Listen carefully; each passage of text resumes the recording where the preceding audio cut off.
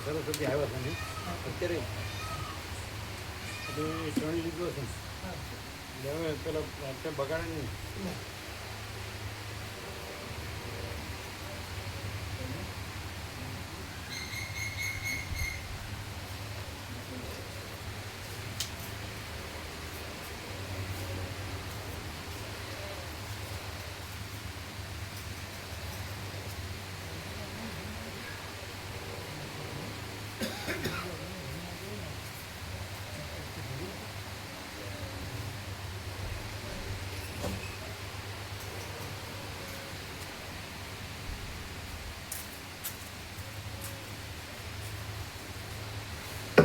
ઓમ બરાબર.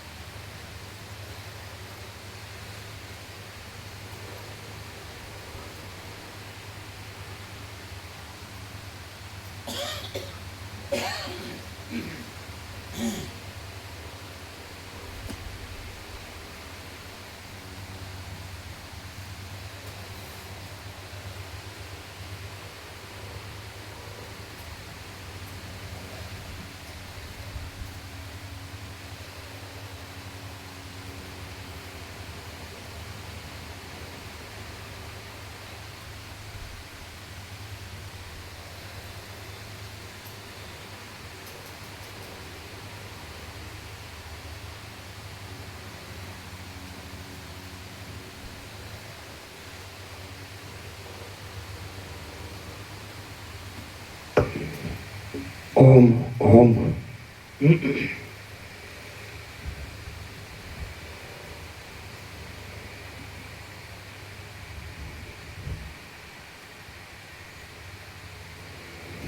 ઓમ ઓમ બરાબર બરાબર. પરમ ચિદાકાશ, પરમ જ્યોતિ, અખંડ જ્યોતિ,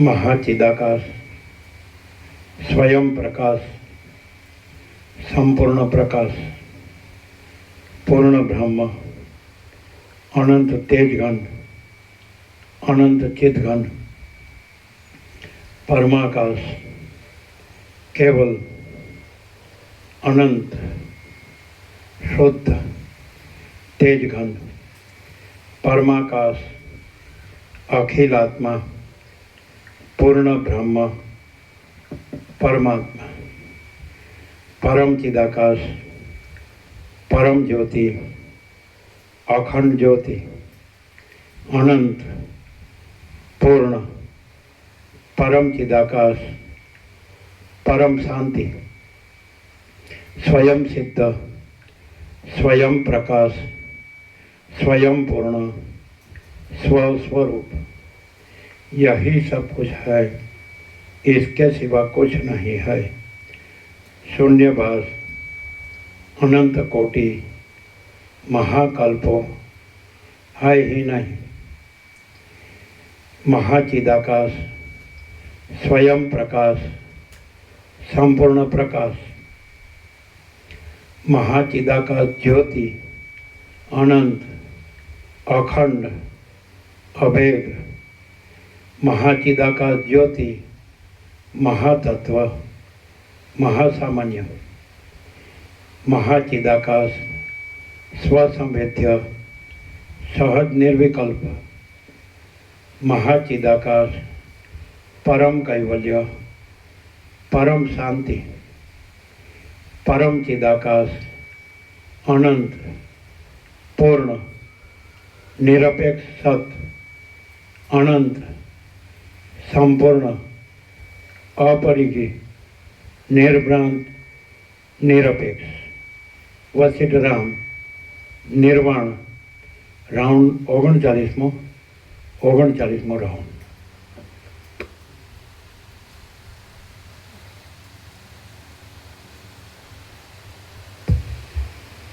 વધારે ઉપરથી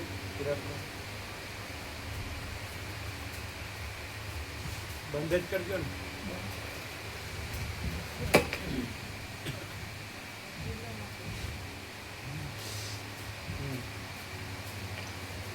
आद्य परब्रह्म सद्गुरु देव की जय। ओम श्री परमात्मने नमः। सद्ग्रंथों में शिरोमणि श्री योग वासिष्ठ महारामायण छठू निर्वाण प्रकरण उत्तरार्ध सर्ग पहलो पेज नंबर 1149 पेज नंबर 1149 सर्ग पहलो जीवन मुक्तों जीवन क्रम। आ पहला सर्ग में ममता अहंकार अने संकल्प विकल्प आदि थी रहित मुक्त पुरुषो जे रीते जीवे छे अने चेष्टा करे छे ते युक्ति कहेवामां आवशे। आ पहला सर्ग में ममता अहंकार अने संकल्प विकल्प आदि थी रहित मुक्त पुरुषो जे रीते जीवे छे अने चेष्टा करे छे ते युक्ति कहेवामां आवशे। राम बोल्या, हे महाराज, संकल्पनो त्याग थता सर्व क्रिया मात्र शांत थई जवाने लीधे तत्काल मनुष्यनुं शरीर पड़ी जाय छे, तो पछी आप जे संकल्पना त्यागनी बात कहो छो ते जीवता मनुष्यने शी रीते संभवे? वशिष्ठ बोल्या, जे मनुष्य जीवतुं होय तेने ज संकल्पनो त्याग घटी शके छे, बाकी निर्जीव होय तेमां उल्टी ए वात घटी शकती नथी। ए संकल्प त्यागनुं यथार्थ रूप हूँ तमने कहूँ छूं ते तमे सांभळो के जे कानने अलंकारनी पेठे अति शोभा आपनार छे। संकल्पना रूपने जाणनारा विवेकी पुरुषो देह वगैरे में हूँ एवो अहंकारनो अध्यास थवो तेने ज संकल्प के कल्पना कहे छे अने ए मर्यादावाळा अध्यासने छोड़ी दई तेमां चैतन्य रूप आकाश के जे पोतानुं वास्तव स्वरूप छे तेनी भावना करवी ते संकल्प त्याग कहेवाय छे। वशिष्ठ बोल्या, जे मनुष्य जीवतुं होय तेने संकल्पनो त्याग घटी शके छे, बाकी निर्जीव होय तेमां उल्टी ए वात घटी शकती नथी। ए संकल्प त्यागनुं यथार्थ रूप हूँ तमने कहूँ छूं ते तमे सांभळो के जे कानने अलंकारनी पेठे अति शोभा आपनार छे। संकल्पना रूपने जाणनारा विवेकी पुरुषो देह वगैरे में हूँ एवो अहंकारनो अध्यास थवो तेने ज संकल्प के कल्पना कहे छे अने ए मर्यादावाळा अध्यासने छोड़ी दई तेमां चैतन्य रूप आकाश के जे पोतानुं वास्तव स्वरूप छे तेनी भावना करवी ते संकल्प त्याग कहेवाय छे। संकल्पना स्वरूपने ओळखनारा विद्वानोए आत्मा सिवाय इतर पदार्थ में जे कांई आसक्ति थवी तेने ज कौंसमां संकल्पनुं मूळ होवाथी संकल्प कहेलो छे अने चैतन्य आत्माथी बीजुं कांई जुदुं नहीं होवाथी ते सर्वमां एक चैतन्य आकाशनी ज भावना थवी तेने संकल्प त्याग कहेवामां आवे छे। अमुक देह અમુક દેહ વગેરે દ્રશ્ય પદાર્થો પરમાર્થ રીતે સત્ય છે એવું જે કાંઈ અભિમાન થવું તેને ઉત્તમ પુરુષોએ સંકલ્પ રૂપે કહેલ છે. હરિજી.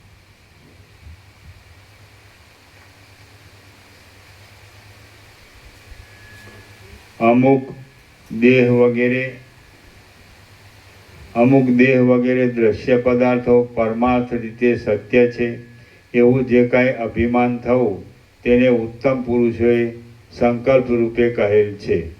અને એ સર્વ દેહાદિક દ્રશ્ય પદાર્થોના આકાશના કાર્યરૂપ વાયુ આદિ 4 ભૂતોનો વિકાર હોવાથી ફક્ત એક આકાશરૂપ જ છે એવી ભાવના થવી તે કિંવા એ સગળું ચૈતન્યરૂપ આકાશમાં મિથ્યા કલ્પાયેલું હોવાથી ચૈતન્ય આકાશ રૂપે જ છે એવી તેમાં ભાવના થવી તે સંકલ્પનો ત્યાગ કહેવાય છે. અનુભવમાં આવી ગયેલી બાબતનું અને નહીં અનુભવાયેલી બાબતનું એમ 2 રીતે સ્મરણ થાય છે. કોઈ પણ રીતે જે કાંઈ સ્મરણ થાય તે સંકલ્પ જ છે એમ તમે સમજો અને કોઈ બાબતનું કાંઈ પણ સ્મરણ જ ન થવું એમાં જ કલ્યાણ રહેલું છે એમ વિવેકીઓ સમજે છે. કોઈ પણ રીતે જે કાંઈ સ્મરણ થાય તે સંકલ્પ જ છે એમ તમે સમજો અને કોઈ બાબતનું કાંઈ પણ સ્મરણ જ ન થવું એમાં જ કલ્યાણ રહેલું છે એમ વિવેકીઓ સમજે છે. હે મહાબુદ્ધિશાળી રામચંદ્રજી, અનુભવમાં આવેલા વિષયોની અને નહીં અનુભવાયેલા વિષયોની એ બંને જાતની સ્મૃતિનો અને બીજી પણ સર્વ ચિત્તમાં ઉઠતી વૃત્તિઓનો ત્યાગ કરી ચિત્તને કાબૂમાં લાવી પરબ્રહ્મમાં લીન થઈ જઈ લાકડાની પેઠે તમે નિશ્ચળ રહી લાંબુ આયુષ્ય ભોગવો. હે રામચંદ્રજી, હે મહાબુદ્ધિશાળી રામચંદ્રજી, અનુભવમાં આવેલા વિષયોની અને નહીં અનુભવાયેલા વિષયોની એ બંને જાતની સ્મૃતિનો અને બીજી પણ સર્વ ચિત્તમાં ઉઠતી વૃત્તિઓનો ત્યાગ કરી ચિત્તને કાબૂમાં લાવી પરબ્રહ્મમાં લીન થઈ જઈ લાકડાની પેઠે તમે નિશ્ચળ રહી લાંબુ આયુષ્ય ભોગવો. ચિત્તમાંથી સર્વ પદાર્થ માત્રના સ્મરણરૂપ સંકલ્પને છોડી દઈ પ્રારબ્ધ યોગે પ્રાપ્ત થયેલા અને પૂર્વના અભ્યાસને અનુસરી કરવામાં આવતા કર્મોમાં અડધા ઊંઘતા નાના બાળકની ચેષ્ટાની પેઠે નિસંકલ્પપણાથી તમે પ્રવૃત્તિ કરો. ચિત્તમાંથી સર્વ પદાર્થ માત્રના સ્મરણરૂપ સંકલ્પને છોડી દઈ પ્રારબ્ધ યોગે પ્રાપ્ત થયેલા અને પૂર્વના અભ્યાસને અનુસરી કરવામાં આવતા કર્મોમાં અડધા ઊંઘતા નાના બાળકની ચેષ્ટાની પેઠે નિસંકલ્પપણાથી તમે પ્રવૃત્તિ કરો. હે નિષ્પાપ રામચંદ્રજી, જેમ કુંભારનો ચાકડો સંકલ્પ રહિતપણાથી વેગ વડે ફર્યા કરે છે તે જ રીતે તમે પ્રારબ્ધના સંસ્કારને અધીન રહી નિસંકલ્પપણે કર્મમાં પ્રવૃત્ત રહો. મલિન વાસનાવાળું ચિત્ત જ જેનું નષ્ટ થઈ ગયું છે એવા તમે વાસના વગરનું મન કે જેને વિવેકી પુરુષો સત્વ એવા નામથી કહે છે તેના શુભ સંસ્કારોને અનુસરી પોતાના પ્રવાહમાં પડેલા કાર્યોમાં ચેષ્ટા કરો. હું ઊંચા હાથ કરી પોકારું છું કે સંકલ્પ ન ઉઠવા તે પરમ કલ્યાણરૂપ છે. તેને શા માટે અંદર દ્રઢ રીતે ધારણ કરતા નથી? પરંતુ મારી એ વાત કોઈ સાંભળતું નથી. અહો, મોહનો મહિમા કેટલો બધો બળવાન છે કે સર્વ દુઃખોની નિવૃત્તિ કરવાવાળો વિચાર નામનો ચિંતામણી હૃદયમાં રહ્યા છતાં મનુષ્ય તેનો ત્યાગ કરે છે. સંકલ્પ ન ઉઠવો એટલે કે ચિત્તમાં કોઈ પણ જાતની વૃત્તિને સ્ફુરવા ન દેવી તે અર્થાત દ્રશ્ય દર્શન આદિથી રહિત શુદ્ધ આત્મતત્વ બાકી રહે માટે તન્મય આત્મામય થઈ રહેવું એટલું જ માત્ર પરમ કલ્યાણકારક છે. એનો અનુભવ તમે જાતે જ કરી લ્યો. હે રામચંદ્રજી, સંકલ્પ રહિત સ્થિતિમાં રહેવાથી એવું ઉત્કૃષ્ટ પરમપદ પ્રાપ્ત થાય છે કે જ્યાં પરમ સામ્રાજ્ય પણ એક સાધારણ તણખલા જેવું સાવ હલકું લાગે છે. માત્ર જવાના પ્રદેશ તરફ જ લક્ષ્ય રાખનારા મુસાફરના પગની જેમ સંકલ્પ વિના સ્વાભાવિક રીતે જ ક્રિયા થયા કરે છે. તે પ્રમાણે તમે પોતાના કૃત્યોમાં ઉઠતા સંકલ્પો છોડી દઈ આવી પડેલું કામ પૂરું કરો. સૂતેલા મનુષ્યની પેઠે સર્વ કર્મ માત્રના ફળની તૃષ્ણાને સંપૂર્ણ રીતે છોડી દઈ આવી પડેલા કાર્યમાં સંકલ્પ વિના જ તમે ચેષ્ટા કરો. જેમ પોતાની મેળે અસ્માત જડ હોવાથી જેમ પોતાની મેળે ચેષ્ટા વગરનું કોમળ ઘાસ વાયુ આદિના પ્રવાહમાં તણાઈ પોતે ગતિ કરતું લાગે છે, તેમ તમે પણ આપોઆપ આવી પડેલા કાર્યોમાં સંકલ્પ કર્યા વિના અને સુખ દુઃખની ભાવના કર્યા વિના જ પ્રવૃત્તિ કરો. કેમ જાણે બીજાને કૌતુક ઉપજાવવા માટે નૃત્ય કરતી હોય તેમ દેખાતી લાકડાની પૂતળી પોતે અંદર વાસના રહિત અને શૃંગાર આદિ રસની ભાવના વિનાની હોવા છતાં ક્રિયા કરી જાય છે, તેમ તમને પણ બહાર યથોચિત રીતે કર્મ કરતા છતાં અંદરથી તેમાં આ સંપૂર્ણ રીતે ખરેખર સુખરૂપ જ છે એવી ભાવના ન થાવ.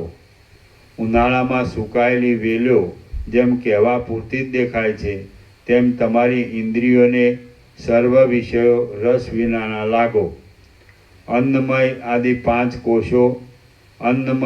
પાંચ કોષો સાથેની ચિદાભાસની સત્તા કે જેનો વાસનારૂપી રસ જ્ઞાનરૂપી સૂર્યે ખેંચી લીધો છે, તે વડે તમે ચેષ્ટા કરતા રહી વેલથી વીંટાઈ રહેલું વૃક્ષ જેમ શિયાળામાં નીરસ થઈ જાય તેમ અંદર નીરસ વાસના રહિત થઈ જાય યંત્રની ચેષ્ટાના જેવા સંકલ્પ રહિત ચેષ્ટા કરનારા થઈને રહો.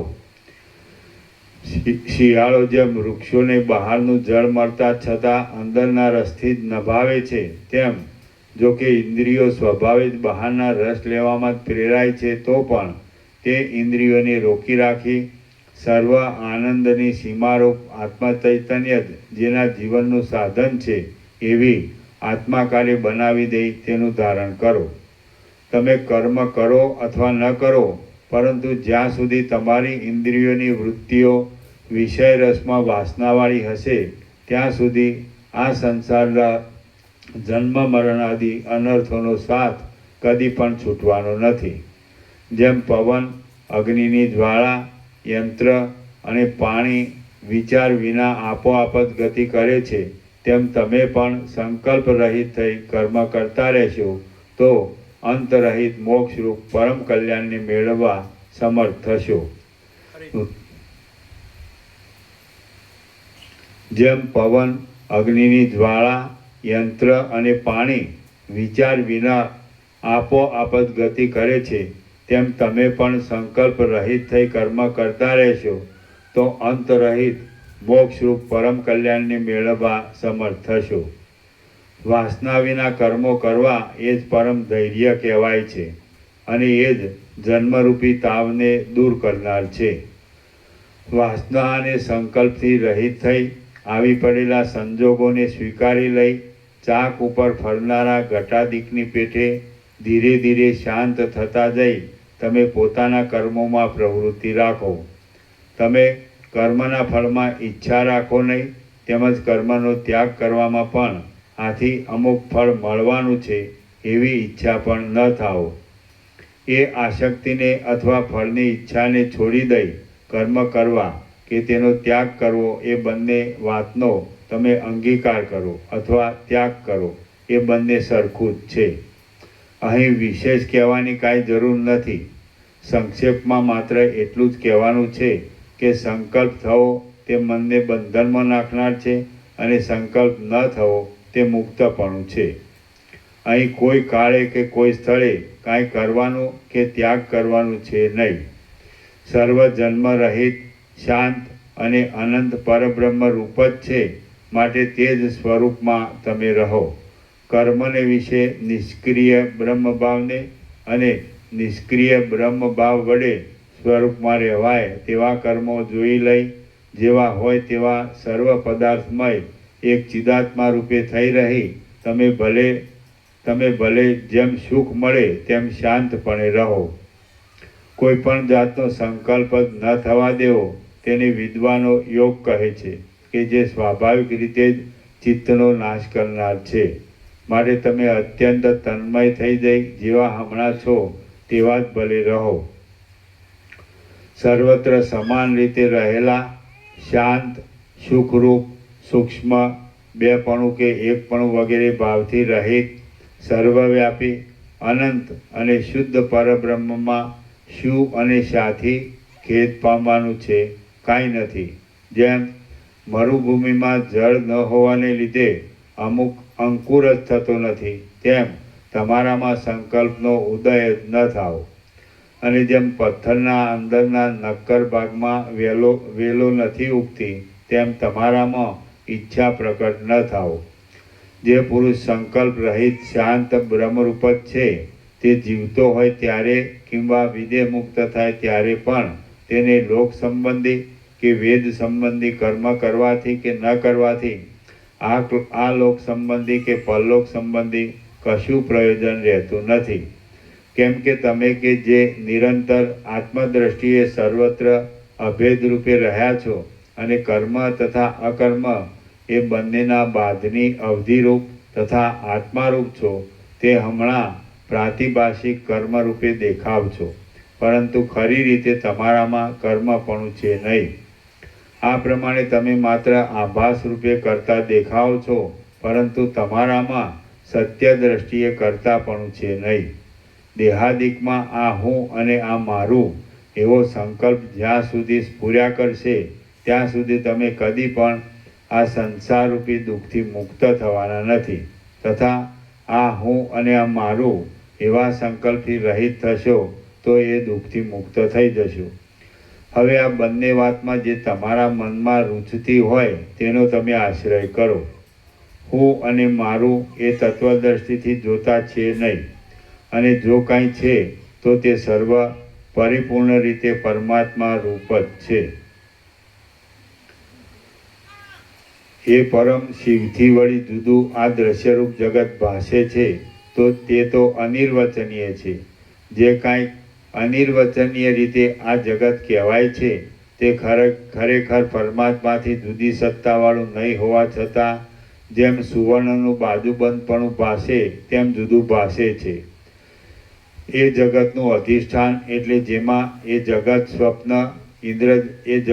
સ્વપ્ન ઇન્દ્રજાળ આદિની પેઠે કલ્પાયેલું છે તે તત્વ જ સત્ય છે.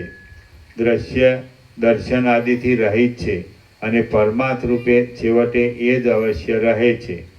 શ્રી યોગવાસિષ્ઠ મહારામાયણમાં નિર્વાણ પ્રકરણના ઉત્તરાર્ધનો જીવન મુક્તોનો જીવનક્રમ નામનો સર્ગ પહેલો સમાપ્ત.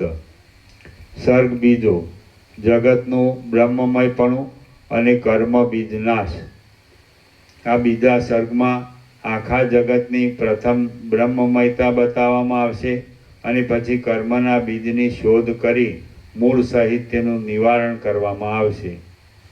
વશિષ્ઠ બોલ્યા, આ જગત દ્વિત્વ એકત્વ આદિ સંકલ્પોથી રહિત અને શાંત પરમાત્મા રૂપે જ પોતાના પારમાર્થિક સ્વરૂપમાં રહેલું છે. જેમ ગારામાંથી બનાવેલી શેના રમકડા ગારા રૂપ જ છે, તેમ પરમાત્મામાં કલ્પાયેલું આ જગત પણ પરમાત્મા રૂપ જ છે. કાળ, આકાર, ક્રિયા, નામ, શક્તિ અને રચના એ સર્વની સાથે મન, અહંકાર અને બુદ્ધિ આદિ ચિત્ત એ પરમાત્મા રૂપ જ છે. બહાર રૂપ આદિ વિષયોનો અનુભવ થવો તે અને મનની અંદર વિકલ્પો થવા તથા ગ્રહણ કરવું અને છોડી દેવું એ આદિ માનસિક કર્મો એ સર્વ પરમાત્મા રૂપી પંકમય ગારાનું જ છે.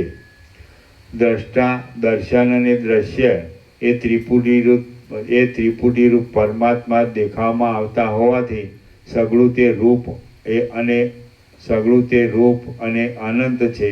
માટે કોણ કોને પ્રકાશ કરે? પ્રમાતા, પ્રમાણ અને પ્રમેય એ વગેરેનું તથા દેશ અને કાળનું, દિશા આદિનું તેમજ દ્રશ્ય પદાર્થનો ભાવ અભાવ રૂપે વિચિત્ર પ્રકારે ભાસ થયા કરવો એ આદિ સર્વનું તાત્વિક સ્વરૂપ પરમાત્મા રૂપ પંકમય જ છે. માટે હું અને મારું જેની સત્તાથી તથા જેના વિશાળ સ્વરૂપમાં દેખાય છે તે પરમેશ્વર જ સર્વના સારરૂપ છે. તે વિના બીજું કશું સારરૂપ નથી. તેથી તમે કોઈ વિષયમાં આસક્તિ વડે બુદ્ધિને નહીં બાંધતા. પથ્થરની અંદર જેમ મન વાણી આદિનું ચેષ્ટા રહિતપણું હોય તેમ નિસંકલ્પ અને મન વાણી આદિની ચેષ્ટાથી રહિત થઈને રહો. રામ બોલ્યા, હે મહાસમર્થ ગુરુ મહારાજ, હું અને મારું એવું અભિમાન કે જેનું મૂળ રૂપ તપાસીએ તો સાવ મિથ્યા જ છે, તેને ત્યાગ કરનાર જ્ઞાની પુરુષને કર્મોનો ત્યાગ કરવાથી શી હાનિ થાય અને કર્મો કરવાથી શો લાભ થાય? વશિષ્ઠ બોલ્યા, હે નિષ્પાપ રામચંદ્રજી, હું તમને પૂછું છું તે યથાર્થ રીતે તમે જો જાણતા હો તો કહો કે વાસ્તવિક રીતે પ્રથમ કર્મ શી વસ્તુ છે? એ કર્મનો વિસ્તાર કેવો છે? તેનું મૂળ શું છે? તેમાં નાશ કરવાનું શું છે? અને શી રીતે નિપુણતા વડે તેનો નાશ કરી શકાય? રામ બોલ્યા, હે મહારાજ, જે કાંઈ નાશ કરવાનું હોય તેને મૂળમાંથી જ ઉખેડી નાખવામાં આવે તો જ તેનો નાશ થઈ શકે છે. બાકી ઉપરની ડાળીઓ વગેરેને કાપી નાખવાથી નિર્મૂળ નહીં થવાને લીધે તેનો નાશ થઈ શકતો નથી. બુદ્ધિમાન પુરુષે પોતાનું પુણ્ય પાપરૂપી શુભાશુભ કર્મ નાશ કરવાનું છે અને તે તેના મૂળને ઘસીને ઉખેડી નાખવાથી સંપૂર્ણ રીતે નાશ થાય છે. હે મહારાજ, એ કર્મરૂપી વૃક્ષના મૂળો હું તમને કહેવા ધારું છું તે તમે સાંભળો કે જે મૂળોને ઉખેડી નાખવાથી નિર્મૂળ થઈ ગયેલું એ કર્મરૂપી વૃક્ષ ફરીને ઉગતું જ નથી. હે મહામુનિ, વિચિત્ર પ્રકારના અવયવો રૂપી વેલો વડે શોભતો આ દેહ જ પ્રાચીન કર્મરૂપી બીજમાંથી વૃક્ષ રૂપે ઉત્પન્ન થઈ સંસારરૂપી અરણ્યમાં સજ્જડ મૂળ નાખી રહેલો છે. સુખ દુઃખ રૂપી ફળોની હારવાળા, ક્ષણ માત્ર તાજા હોવાને લીધે મનોહર લાગતા વૃદ્ધાવસ્થારૂપી પુષ્પના વિકાસવાળા, વારંવાર કાળરૂપી ઉગ્ર વાંદરાએ તોડી નાખેલા નિદ્રારૂપી હેમંત ઋતુની અંદર સ્વપ્નરૂપ પાંદડાની બહાર નીકળનારા, નવા ફણગાઓને સંકોચી રાખનારા, પોતાના ગઢપણથી શરદ ઋતુના અંતમાં ખરી પડેલ શાંત અને શિથિલ થઈ ગયેલ ચેષ્ટાઓરૂપી પાંદડાના જથ્થાવાળા આ જગતરૂપી જંગલમાં ઉત્પન્ન થયેલ અને પોતાની ચોતરફ ફેલાયેલ ભારિયા આદિ પોષ્ય વર્ગરૂપી અનેક બાલ તૃણોના જૂથો વડે વીંટાયેલા એવા આ દેહરૂપી વૃક્ષનું પ્રારબ્ધને અનુસરી પ્રકટ થવું એ જ બીજ છે. રાતા હાથ પગના કોમળ પૃષ્ઠભાગ, જીભ, હોઠ, કાન એ આદિ રાતા તાજા પાંદડારૂપી તેના અવયવો છે. સારી રેખાઓવાળા, નાના અને સરખા આકારવાળા હાથ પગના તળિયા એ તેના ચંચળ પાંદડા છે. સુવાળા આકારવાળી, અંદર સ્નાયુ અને હાડકાથી ભરેલ હોવાથી મનોહર દેખાતી કોમળ અને રાતી આંગળીઓ એ જ તે દેહરૂપી વૃક્ષના પવન વડે કંપતા અને રેસાવાળા રાતા નાના પાંદડા છે. કોમળ અને સુવાળી છતાં જેની ટોચ પાતળી છે એવી, સરખા આકારવાળી, કાપી નાખ્યા છતાં પાછી વારંવાર ઉગી આવતી અને બીજના ચંદ્રમાની કળાના જેવા આકારવાળી નખોની પંક્તિઓ જ આ દેહ વૃક્ષની કળીઓ છે. એ રીતે પ્રારબ્ધ કર્મ કે જે આ દેહરૂપે પ્રકટ થયું છે તેનું મૂળ કર્મેન્દ્રિયો જ છે કે જે કામ આદિ સર્પ વડે વ્યાપ્ત હોવાથી દૂષણવાળી ગાંઠો વડે કઠોર દ્રઢ હાડકારૂપી ગાંઠોથી સંકળાયેલી, નાડીઓમાં ભરાયેલા અન્નરસરૂપી ગારામાં લથબથ થઈ રહેલી વાસનારૂપી રસ પીવાથી પુષ્ટ અને પોતાના સ્થાનમાં રસ રક્ત આદિને ધારણ કરી રહેલી છે. એ કર્મેન્દ્રિયોમાં ચરણેન્દ્રિય ઘૂંટીઓવાળી, સુંદર ત્વચાથી સુશોભિત, દ્રઢ અંગવાળી અને કોમળ છે. એ કર્મેન્દ્રિયોનું પણ જ્ઞાનેન્દ્રિય એ જ મૂળ છે અને એ જ્ઞાનેન્દ્રિયો બહાર છેટે જઈને પણ વિષયનો અનુભવ કરી શકે તેવી નેત્ર, ગોલક આદિ પોતપોતાના 5 સ્થાનોમાં રહેલી વાસનારૂપ ગારામાં લથબથ થઈ રહેલી, રસથી ભરપૂર અને બહુ બળવાન છે. એ જ્ઞાનેન્દ્રિયોનું પણ 3 જગતમાં રહેલું અને મોટા થાંભલાઓની પેઠે સર્વના આધારરૂપ મન જ મૂળ છે. જે 5 ઇન્દ્રિયોના દ્વાર રૂપે રહેલી નાડીઓ વડે શબ્દ, સ્પર્શ, રૂપ, રસ અને ગંધ એ આદિ વિષય રૂપી અનંત રસને પ્રથમ અંદર ખેંચી લઈ આ બાળકો પણ બિસ્કિટ આપો. તો ચોકલેટ એમ બરાબર. હા ચાલો. જે 5 ઇન્દ્રિયોના દ્વાર રૂપે રહેલી નાડીઓ વડે શબ્દ, સ્પર્શ, રૂપ, રસ અને ગંધ એ આદિ વિષય રૂપી અનંત રસને પ્રથમ અંદર ખેંચી લઈ ભોગવી લીધા પછી મૂકી દે છે. એ ચિત્તનું મૂળ જીવ છે કે જેનું સ્વરૂપ લિંગ દેહ આદિ દ્રશ્ય પદાર્થમાં ચિદાભાસ રૂપે પ્રતિબિંબવાળું થયેલું ચેતન જ છે. તેમાં લિંગ દેહ આદિ દ્રશ્ય પદાર્થરૂપ જડ અંશનું મૂળ સર્વના એક મૂળ કારણરૂપ અવિદ્યામાં પ્રતિબિંબવાળું થયેલ ચેતન છે અને ચિદાભાસરૂપ ચેતન અંશનું મૂળ બ્રહ્મ ચૈતન્ય છે. એ બ્રહ્મ ચૈતન્યનું બીજું કાંઈ પણ મૂળ નથી, કેમ કે તે અવર્ણનીય, જેનું વિવેચન ન કરી શકાય તેવું અનંત, શુદ્ધ અને સત્યરૂપ છે. એ રીતે સર્વ કર્મ માત્રનું મુખ્ય બીજ જીવ ચૈતન્ય છે કે જેને લીધે અંદર અહંકાર આદિમાં આત્મબુદ્ધિ થઈ હું કરતા છું એવો સંકલ્પ પૂર્યા પછી ક્રિયા થવા માંડે છે. હે મહારાજ, કર્મનું મુખ્ય બીજ જીવ ચૈતન્ય જ છે. જીવપણું હોય તો જ મોટી શાખાઓવાળું આ દેહરૂપ સાલમલી વૃક્ષ ઉગી નીકળે છે. જીવ ચૈતન્ય અહંકાર આદિમાં મળી જઈ તેમાં આત્મરૂપતા માની લઈ અનાદિ અવિદ્યાના સંસ્કારથી ઉઠેલી હું અમુક રૂપ છું અને કરતા છું એવી નામરૂપવાળી ભાવના વડે જો વીંટાઈ જાય તો કર્મના બીજ રૂપ થાય છે. અને જો તેમ ન બને એટલે પોતાના શુદ્ધ સ્વરૂપને જ ઓળખી લે તો તે પોતે જ પરમ પદરૂપ છે. જીવ પોતે ખરું જોતા ચૈતન્ય હોવા છતાં હું કરતા છું અને મારા અમુક નામરૂપ છે એવી નામરૂપવાળી ભાવના વડે વીંટાઈ જાય તો તે ભાવના કર્મના બીજરૂપ બને છે. અને જો તેમ ન થાય તો એટલે પોતાના શુદ્ધ સ્વરૂપનો અનુભવ થાય તો તે પોતે જ પરમ પદરૂપ છે. માટે દેહાદિકમાં જે અહંકારને આકારે આત્મબુદ્ધિ થવી તે જ કર્મનું કારણ છે. હે મુનિ શ્રેષ્ઠ, આ જે કાંઈ મેં કર્મના ફળ વિશે કહ્યું તે આપે જ મને કહેલ છે. વશિષ્ઠ બોલ્યા, હે રામચંદ્રજી, આ સૂક્ષ્મ ચિદાભાસરૂપ બીજમાંથી થનારા કર્મનો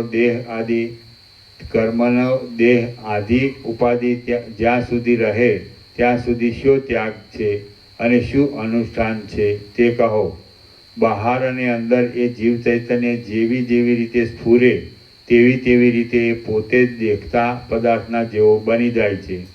પછી તે સત્યને આકારે દેખાય કે અસત્ય રૂપે જણાય, પરંતુ તે ભય પેદા કરી દે છે.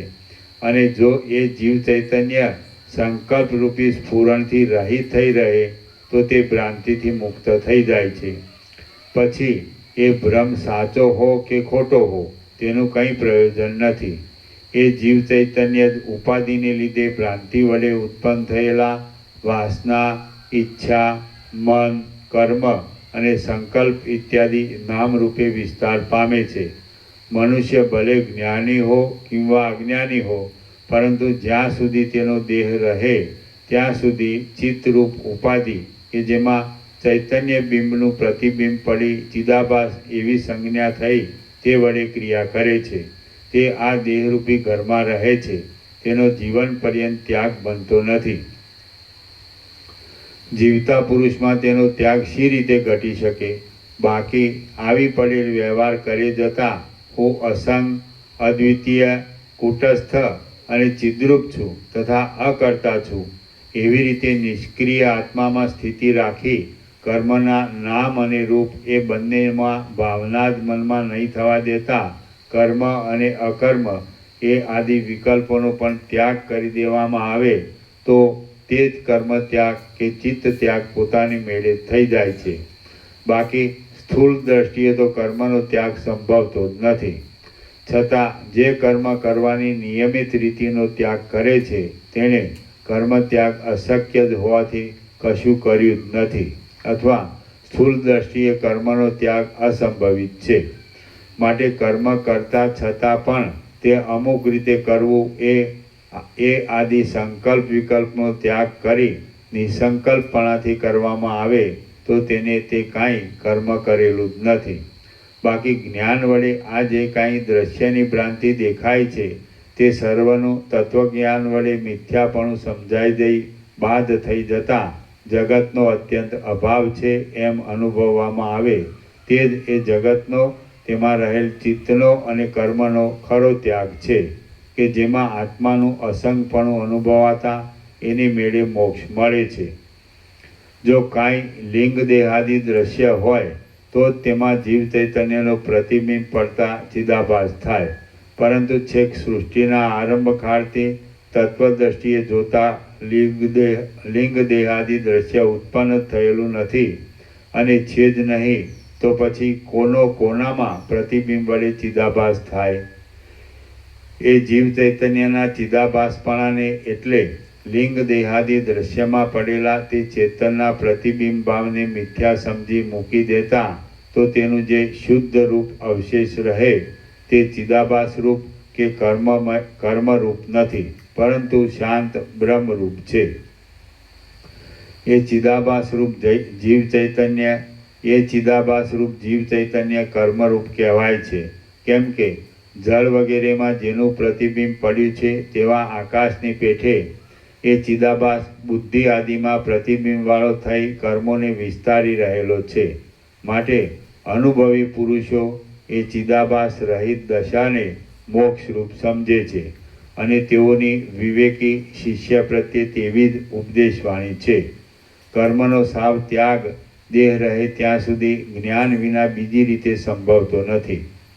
જે લોકોને કર્મ માર્ગ જ માફક આવે છે તેઓ તો તેના મૂળને છોડતા નથી. વાસના રૂપે રહેલા ચિત્તમાં જીવ ચૈતન્યની ચિદાભાસ રૂપે સ્થિતિ થવી તે જ પોતાના કર્મોનું મૂળ છે. તે દેહ રહે ત્યાં સુધી જ્ઞાન વિના બીજી રીતે નિવૃત્ત કરી શકાતી નથી. હે રામચંદ્રજી, એ ચિદાભાસ રૂપ જીવ ચૈતન્ય અંદર બીજા પણ કામ વાસના આદિ અનેક કર્મોના મૂળોને ઉત્પન્ન કરે છે. છતાં જ્ઞાન વડે મોક્ષાધિકારી હોવાથી કેટલીક રીતે તે શ્રેષ્ઠ છે. જે પુરુષ એ ચિદાભાસ રૂપ સૂક્ષ્મ જીવભાવને તેના મૂળ કારણરૂપ અજ્ઞાન સહિત પોતાના પુરુષાર્થથી તત્વજ્ઞાન મેળવી દૂર કરી દે તે પુરુષ એ ચિદાભાસને લીધે જ પ્રતીતિમાં આવતી આ દ્રશ્ય દર્શનરૂપ ભ્રાંતિને પણ તે સર્વના મૂળરૂપ અજ્ઞાન સહિત પોતાના યત્નથી છેદી નાખે છે અને તેવા પુરુષથી જ આ સંસારરૂપી વૃક્ષ મૂળમાંથી ઉખેડી નંખાય છે. ચિદાભાસ વિનાનું અદ્વિતીય એક અને સર્વ દ્રશ્ય પદાર્થથી રહિત એ પરમ આકાશ બ્રહ્મરૂપ છે અને તે આકાશની પેઠે અસંગ હોવાથી નિર્વિકાર છે. તેથી એ બ્રહ્મને જ બ્રહ્મવેત્તા પુરુષો આપણા સર્વ જીવ ચૈતન્યનું આખરનું ચેતન સ્વરૂપ કહે છે. શ્રી યોગ વાસિષ્ઠ મહારામાયણમાં નિર્વાણ પ્રકરણના ઉત્તરાર્ધનો જગતનું બ્રહ્મમયપણું અને કર્મબીજ નાશ નામનો સર્ગ બીજો સમાપ્ત. સર્ગ ત્રીજો, શુદ્ધ તત્વ જાણવાનો ઉપાય. આ ત્રીજા સર્ગમાં જે ઉપાયથી દ્રશ્ય ભ્રાંતિ નિવૃત્ત થઈ જઈ વિવેકવાન પુરુષને નિર્વિકલ્પ અને નિષ્ક્રિય આત્મતત્વનું જ્ઞાન થાય છે તે ઉપાય બતાવવામાં આવશે. રામ બોલ્યા, હે મહારાજ, જો વાસ્તવિક રીતે ચિદાભાસ એવી કાંઈ વસ્તુ હોય તો પછી તેનો અભાવ શી રીતે કરી શકાય? કેમ કે અસત્ય પદાર્થની સત્તા અને સત્ય પદાર્થનો અભાવ કદી પણ હોઈ શકતા નથી. વશિષ્ઠ બોલ્યા, જ્યારે અસત પદાર્થની સત્તા અને સત પદાર્થનો અભાવ નથી હોતો ત્યારે તો ચિદાભાસ કે જે મિથ્યા રૂપે દેખાય છે તેનો અભાવ સહેલાઈથી જ પોતાની મેળે સિદ્ધ થાય છે. ચિદાભાસના નામ અને રૂપ એ બંને રજ્જુમાં થયેલી સર્પની ભ્રાંતિની પેઠે માત્ર ભ્રાંતિ રૂપ જ છે અને ઝાંઝવાના જળની પેઠે તે મિથ્યા રૂપ જ પ્રતીતિમાં આવે છે એમ તમે સમજો. એ ચિદાભાસના નામ અને રૂપની પ્રતીતિ ન થવી તે અતિ શ્રેષ્ઠ છે અને તેના નામ રૂપની પ્રતીતિ થવી તે મહા દુઃખકારક છે. માટે હે રામચંદ્રજી, પરબ્રહ્મ કે જે સત્યરૂપ છે તેને જ તમે આત્મારૂપ સમજો.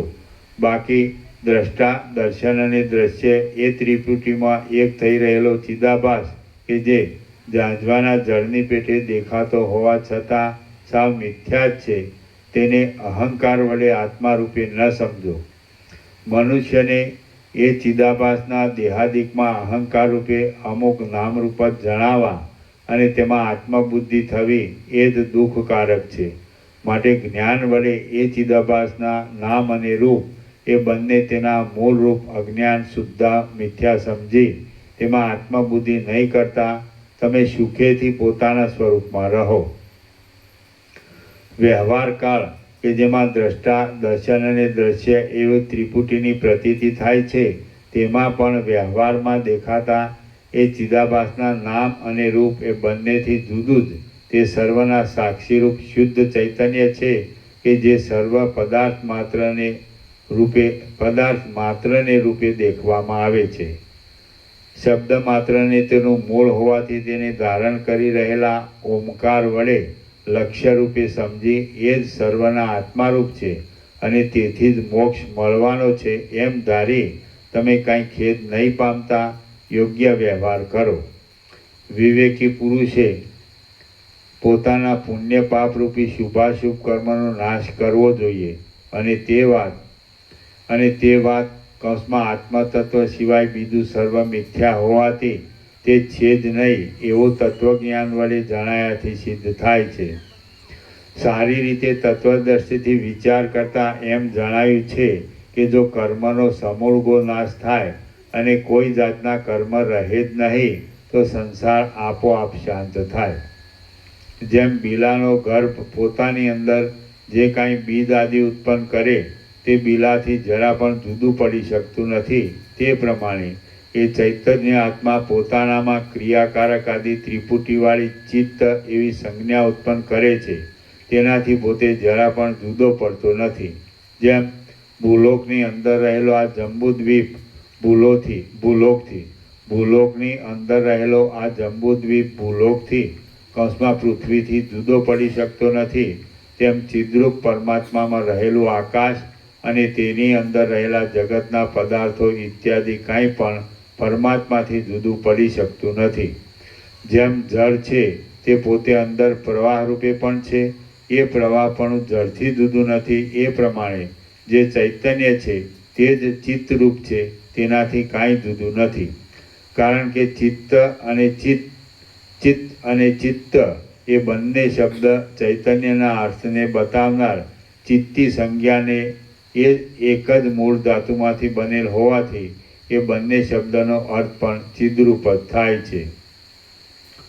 જેમ જળમાં પ્રવાહ અને તેજમાં પ્રકાશ જોવામાં આવે છે તેમ પરબ્રહ્મની અંદર ચિત્તપણું અને ચિત્ત એ બંને પોતપોતાના તે ધર્મોથી રહિત શુદ્ધ બ્રહ્મ રૂપે રહેલ છે. ચેતયતી ચિત્ત જે પ્રકાશ કરે તે ચિત્ત એવી વ્યુત્પત્તિ વડે દ્રશ્ય પદાર્થોનો પ્રકાશ કરવો તે ચેતનની ક્રિયા હોય તેમ જણાય છે. પરંતુ ચેતન કે જે તત્વદ્રષ્ટિએ કૂટસ્થ સાક્ષીરૂપ તેમાં એ વાત સાવ નિર્મૂળ છે અને ભ્રાંતિ વડે દેખાતા હાવની માફક માત્ર મિથ્યા જ ભાસી રહેલી છે. જે હેતુ વિના મિથ્યા રૂપે ભાસતું હોય તે ખરી રીતે હોય જ નહીં. જેમ પવન અને તેની ગતિ એ બંને જુદા નથી તેમ એ ચેતન ચિદાભાસ અને તેની ક્રિયા એ બંને હેતુ વિના જ દિશા બ્રહ્મની પેઠે દેખાતા હોવાથી આત્માથી જુદા નથી. તેથી બહાર જાગ્રત અવસ્થામાં તથા અંદર સ્વપ્ન અને સુષુપ્તિ અવસ્થામાં જે કાંઈ પદાર્થો જોવામાં આવે છે તે આત્માથી જુદા નથી. આ દેહ કર્મનો ફેલાવો કરે છે અને તેનું મૂળ જોઈએ તો અહંકાર છે કે જે જન્મ મરણ આદિ સંસારના હેતુરૂપ છે. તે જેમ ચલનરૂપી સ્ફુરણ જતું રહેવાથી વાયુ શાંત થઈ જાય છે તેમ હું એવી કાંઈ વસ્તુ જ નથી એવી ભાવના વડે ચિદાભાસ કે જે કર્મરૂપે ફેલાયેલ છે તેનો અભાવ સમજી દઈ અહંકારરૂપી મૂળને કાપી નાખવાથી શાંત થઈ જાય છે. તમે કે જે જ્ઞાની છો તે જ્ઞાન વડે ચિદાભાસને કાપી નાખી પથ્થરની પેઠે દ્રઢ બની જેમ વરાહ પોતાની દાંતરડી વડે મોથ આદિ ઝાડના મૂળને ઉખેડી નાખે તેમ તમે સંસારના મૂળ ઉખેડી નાખો. હે રામચંદ્રજી, ઉપર કહ્યા પ્રમાણે કરવાથી કર્મના બીજોરૂપી કળાઓના ખજાનાનો ત્યાગ થઈ શકે છે. બાકી બીજી રીતે તેનો ત્યાગ સંભવતો નથી. માટે સદા તમારી અંદર રહેલું ચિદાભાસરૂપી કર્મનું મૂળ જ શાંત થઈ જાઓ. કર્મના બીજોરૂપી કળાઓનો ત્યાગ કરવાથી જીવનું પરબ્રહ્મ વિનાનું જે બીજું ચિદાભાસ રૂપ તથા તે વડે અનુભવાતો સઘળો દ્રશ્ય પ્રપંચ એ બંને જ્ઞાન વડે જોતા છે જ નહીં એમ નિશ્ચય થતાં તત્વજ્ઞાનવાળા અને શાંતિવાળા વિવેકી પુરુષોને કાંઈ લેવાનું કે દૂર કરવાનું રહેતું જ નથી. તેઓ ત્યાગની કે ગ્રહણની વાતને જાણતા જ નથી. તેને લીધે તેઓ આકાશના જેવી નિર્લેપતાને હૃદયમાં ધારણ કરી શાંત ચિત્તથી સ્વરૂપમાં રહે છે. આવી પડેલા વ્યવહારને તેઓ કરે છે છતાં તેમનામાં કર્તાપણાનું અભિમાન ન હોવાથી અને ચિત્તમાં કર્મનો કાંઈ સંસ્કાર નહીં લાગવાથી ખરી રીતે તેઓ કશું કરતા જ નથી. જેમ નદીના પ્રવાહમાં તણાયેલા તૃણ કાષ્ઠ આદિ સર્વ પદાર્થ સ્વાભાવિક રીતે જ ગતિરૂપ ક્રિયા કરે છે તે પ્રમાણે એ વિવેકી પુરુષોની કર્મેન્દ્રિયો પણ મનમાં કાંઈ વિકાર ન થતા તે જેમ શાંત રહે તે રીતે અડધા સૂતેલા બાળકની પેઠે આપોઆપ ક્રિયા કરે જાય છે. વિષય વાસનાથી રહિત નિરતિશય આનંદરૂપ પરમાત્માનો અપરોક્ષ અનુભવ થતાં ભોગો તરફ વળવાના સ્વભાવવાળી અંતઃકરણની અને ઇન્દ્રિયોની વૃત્તિઓ રાગથી રહિત થઈ જાય કેમ જાણે પોતપોતાના વિષયોને પ્રકાશ કરવામાં અસમર્થ હોય તે પ્રમાણે અંદર અને બહાર કોઈ પણ જગ્યાએ ટકી શકતી નથી. આત્મા સિવાય સર્વ મિથ્યા હોવાથી કર્મ એવી કાંઈ વસ્તુ જ નથી એમ જે જાણવું એ જ કર્મનો ત્યાગ છે અને તે જ્ઞાન વડે સિદ્ધ થાય છે. બાકી માત્ર નસીબના સંજોગે સ્વાભાવિક રીતે થયા કરનાર દેહાદિના કર્મ જે અવસ્તુરૂપ મિથ્યા જ છે તે કરવાથી પણ શું છે અને ન કરવાથી પણ શું છે કાંઈ નથી. દેખાતા પદાર્થોનો અભાવ થતાં જ સંકલ્પો મટી જાય અને તેથી વાસનાથી રહિત થઈ જઈ અમુક કર્યું કિંવા અમુક ન કર્યું એવા સંબંધને પણ છોડી દઈ શાંતપણાથી નિર્વિકારપણે સ્થિતિ રાખવી તે કર્મ ત્યાગ કહેવાય છે. જેમ ઘણો કાળ જતો રહ્યાથી કેટલાક આગળ બનેલા કાર્યો ભૂલાઈ જવાય છે તેમ સર્વ દ્રશ્યનું પાછું ચિત્તમાં કોઈ દિવસ સ્મરણ ન ઉઠે તેવી રીતે તેને ભૂલી જઈ થાંભલાના અંદરના ભાગની પેઠે દ્રઢતાથી સ્થિતિ રાખવી તે કર્મ ત્યાગ કહેવાય છે. વ્યર્થ બોધવાળા પુરુષો માત્ર કર્મેન્દ્રિયોને રોકી રાખવારૂપી ત્યાગ કે જેમાં એ કર્મોના મૂળનો ત્યાગ થતો નથી તેને આચરે છે. એ પશુના જેવા અજ્ઞાની પુરુષોને તે કર્મ ત્યાગરૂપી પિશાચ ખાવા દોડે છે. જે પુરુષો મૂળ સહિત કર્મ ત્યાગ વડે શાંતિને પ્રાપ્ત થયા છે તેઓને કર્મ કરવાનું કે ન કરવાનું એ બેમાંથી એકેની જરૂર રહેતી નથી. ઉપર કહ્યા મુજબ વિવેકી પુરુષો કર્મની બીજરૂપી કળાને મૂળ સહિત ઉખેડી નાખી નિત્ય એક પરમ તત્વમાં જ ચિત્તને એકાગ્ર કરે છે. તેને લીધે તેઓની સ્થિતિ સુખવાળી હોય છે. જેમ યંત્રથી બનાવેલા પૂતળા અને સુરાપાનથી ડોલતા પુરુષો ભાન વિના જ આપોઆપ કામ કરે છે, તેમ કાર્યમાં લોલુપ થયા વિના જ આવી પડેલા કાર્યો જે કરે છે અને મોક્ષરૂપી લક્ષ્મી પ્રાપ્ત થવાથી જેમના વિક્ષેપો દૂર થયા છે તેવા વિવેકી પુરુષો સંકલ્પનો ત્યાગ કરે છે અને તેથી અડધી જાગતી અને અડધી ઊંઘતી કોઈ એક અનિર્વચનીય યોગ ભૂમિકાને પ્રાપ્ત થયેલા હોય છે. જેનો મૂળ સહિત ત્યાગ કરવામાં આવે તેનો જ ખરેખરો ત્યાગ કરેલો કહેવાય. બાકી મૂળને ઉખેડી નાખ્યા સિવાયનો ત્યાગ તો મૂળમાંથી નહીં કાઢી નાખતા વૃક્ષની માત્ર ઉપરની શાખાઓને કાપી નાખવા જેવો છે. કર્મરૂપી વૃક્ષનું મૂળ નહીં કાઢી નાખતા માત્ર ઉપરની ડાળીઓ કાપી નાખવામાં આવે તો પછી પાછું તે કર્મ વૃક્ષ હજારો ડાળીઓથી ફરીને વધી જાય છે અને દુઃખ ઉત્પન્ન કરે છે. હે પ્રિય રામચંદ્રજી, તમને ઉપર જે પ્રમાણે કહ્યું તે પ્રમાણે જીવનું પરબ્રહ્મના વિના બીજું ચિદાભાસ સ્વરૂપ અને તે વડે અનુભવમાં આવતો સર્વ દ્રશ્ય પ્રપંચ વગેરે કશું છે જ નહીં. માત્ર એક સત્ય પરબ્રહ્મ જ સર્વત્ર છે એવું જ્ઞાન થતાં કર્મનો ત્યાગ સિદ્ધ થાય છે. આ સિવાય બીજી કોઈ રીતે તે સિદ્ધ થતો નથી. માટે તમે એ વાતનો જ અભ્યાસ રાખનારા થાઓ. જે પુરુષો આ રીતે મૂળ શુદ્ધા કર્મત્યાગ નહીં કરતા, માત્ર કર્મેન્દ્રિયોને રોકી રાખવારૂપી કર્મત્યાગ કે જે મૂળ બાકી રહી જવાથી ખરો કર્મત્યાગ નથી તેને ત્યાગ રૂપે માની લઈ આચરે છે, તેઓ સાવ કર્મત્યાગ થવો એ વાત અશક્ય હોવાથી આકાશને લાત મારે છે. આ સર્વ એક પરમાત્મા રૂપ છે, તે સિવાય જે પ્રતીતિમાં આવે છે તે મિથ્યા છે એમ જ્ઞાન વડે સમજવાથી પોતાની મેળે જ કર્મ ત્યાગ સિદ્ધ થાય છે. વાસના વગરની ક્રિયા મોટા આરંભવાળી હોય તો પણ તેનું અંદરનું બીજ બળી ગયેલું હોવાથી તે અક્રિયારૂપ જ છે. જેમ કોષ ખેંચવાના દોરડાથી વીંટાયેલું કૂવા ઉપરનું કોષ સંબંધી લાકડું જો ઉપરથી જળ ખેંચાઈ ધાન્ય પેદા કરવામાં ઉપયોગી થાય તો તે કામનું છે, પરંતુ જળ ખેંચ્યા વિના ખાલી જ કોષ ચલાવવામાં આવે તો તે સાવ નકામું છે. તે પ્રમાણે બુદ્ધિ સહિત ઇન્દ્રિયોએ ભોગોમાં આસક્તિ પેદા કરી કરેલું કર્મ જ સફળ ફળ આપનાર છે. તે વિનાનું બીજું દેહ ચેષ્ટારૂપી કર્મ કંસમાં પુનર્જન્મ આદિ ફળ નહીં આપવાથી નિષ્ફળ જ છે. જ્ઞાન વડે કર્મત્યાગ થઈ જતાં વાસના રહિત થઈ રહેલો જીવન મુક્ત પુરુષ ઘરમાં રહો, જંગલમાં રહો, દ્રવ્ય આદિ સંપત્તિથી રહિત થઈ જાઓ અથવા વધારે સમૃદ્ધિમાન થાઓ, પરંતુ તે સદાકાળ સમાનતાવાળો જ રહે છે.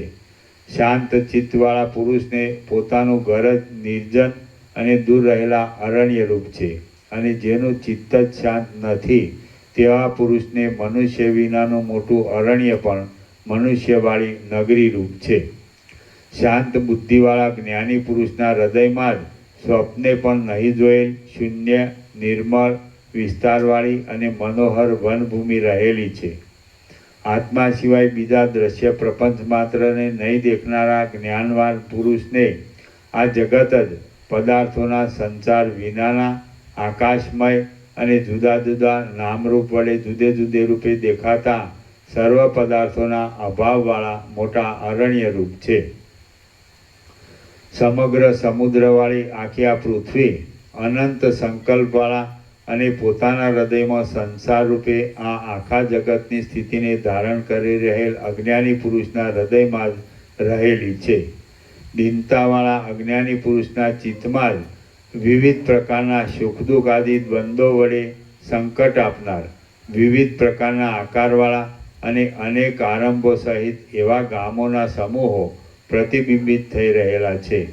જુદા જુદા પ્રકારના કાર્યોને લીધે અનેક જાતના વિકારો અને ભિન્ન ભિન્ન દશાઓવાળી ગામ, શહેર, દેશ અને પર્વતો સહિત એવી આ સર્વ પૃથ્વી અજ્ઞાની પુરુષના મલિન ચિત્તની અંદર અરીસાની જેમ સ્પષ્ટ રીતે પ્રતિબિંબવાળી થઈને રહેલી છે.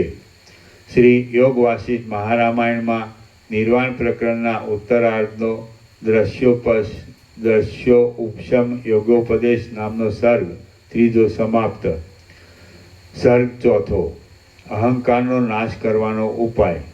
આ ચોથા સર્ગમાં અહંકાર જ સંસારનું મૂળ છે એમ કહેવાશે અને એ અહંકારના અભાવની ભાવના કરવાથી આત્મજ્ઞાન વડે તેનો ત્યાગ થાય છે તે પણ કહેવાશે. વશિષ્ઠ બોલ્યા,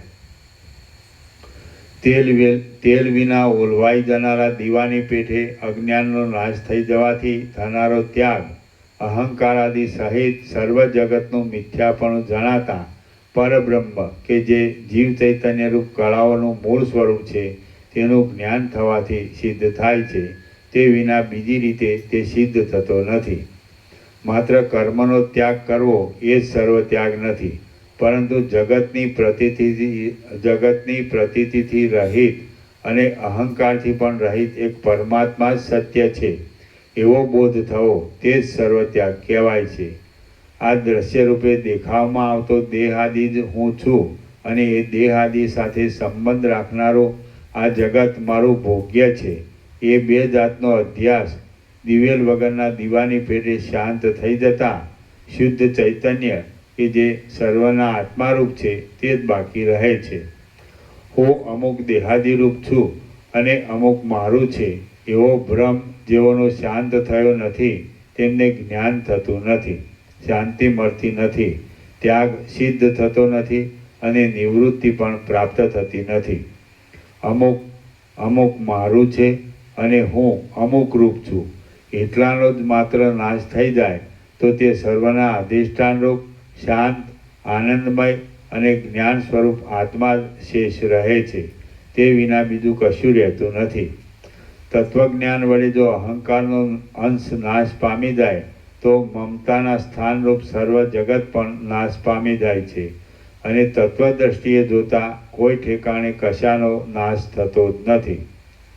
પારમાર્થિક બ્રહ્મરૂપે સર્વ એક ચિદાકાશમાં જ ઘાટાપણાથી એક રસ રૂપે થઈ રહેલ છે. હું એવી કોઈ વસ્તુ પરમાત્માની સત્તાથી જુદી છે જ નહીં એમ નિરહંકારપણાની ભાવના કરવાથી અહંભાવ કે જે સર્વ અવિદ્યાનું મૂળ છે તે નિર્વિઘ્ને શાંત થઈ જાય છે અને માત્ર એટલા જ પ્રયત્નથી મોક્ષ મળે એમ છે. તો પછી તેમાં શા માટે કંટાળી જવાનું છે? હું અહમરૂપ નથી એવા અધ્યાસનું અધિષ્ઠાન પણ ચૈતન્યરૂપ આત્મા સિવાય બીજું નથી અને ચૈતન્યરૂપ આત્મા આકાશના જેવો નિર્વિકાર, અરૂપ, શુદ્ધ અને અનંત છે. તેમાં એ અધ્યાસની સ્થિતિ જ ક્યાંથી સંભવે? ભ્રાંતિનું સાધન, ભ્રાંતિનો આશ્રય અને ભ્રાંતિનું ફળ એ કશું ખરી રીતે છે જ નહીં. માત્ર અજ્ઞાનનો એ સઘળો વિલાસ હોવાથી તે અજ્ઞાન રૂપ જ છે અને જ્ઞાન થતાં તેમાંનું કાંઈ પણ છે નહીં એમ જણાય છે. જે આ સત્તાના સ્વરૂપ વિનાનું જગતના જેવું પ્રતીતિમાં આવે છે તે સર્વવ્યાપી કેવળ પરમ તત્વ જ છે. માટે તમે મનમાં વિચાર પણ ન કરવા રૂપી મૌનને ધારણ કરી રહો, કેમ કે આ સઘળું પરમાત્મા રૂપ હોવાથી મોક્ષ રૂપ જ છે. જે પરમાં હું એવો અહંકાર સ્ફુરે તે જ પરમાં હું એવી કાંઈ વસ્તુ જ છે નહીં એમ ચિત્તમાં લાવવાથી સંસારના જન્મ મરણ આદિ અનર્થોમાં પડી ફરીવાર શોક કરવો પડતો નથી. નિરંતર ઉપર જણાવ્યા પ્રમાણે અહંકારનો ભાવ છોડી દીધાથી હું એવું જે કાંઈ પ્રતીતિમાં આવે તે આકાશના ફૂલ જેવું સાવ મિથ્યા જ છે એમ તત્કાળ સમજી લઈ રણ સંગ્રામમાં ધનુષ્ય ઉપર ચડાવેલા અર્જુનના બાણની પેઠે પાછા નહીં પડતા તમે નિરંતર દ્રઢ રીતે બ્રહ્મરૂપ પરમપદનું અવલંબન કરીને રહો. અહંકારને નિરંતર આકાશના ફૂલ જેવો મિથ્યા જાણી સર્વ વિકારોથી રહિત થઈ જઈ તમે આ સંસાર સાગરને તરી જાઓ. જે પુરુષ પોતાની મેળે માત્ર પોતાના સ્વભાવને પણ જીતવામાં વીર થતો નથી તેવા નર પશુને ઉત્તમ પદની પ્રાપ્તિ થવાની વાત પણ શું કહેવી એ તમે જ કહો.